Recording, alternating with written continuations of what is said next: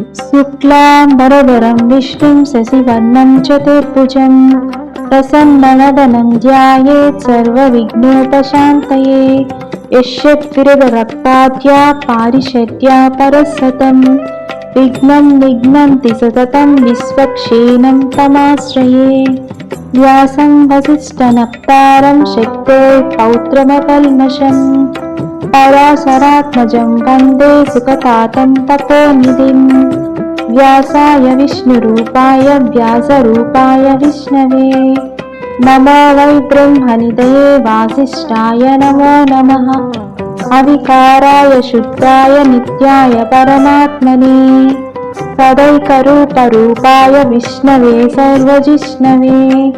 यस्य स्मरणमात्रेण जन्मसंसारबन्धनात् विमुच्यते नमस्तस्मै विष्णवे प्रभविष्णवे।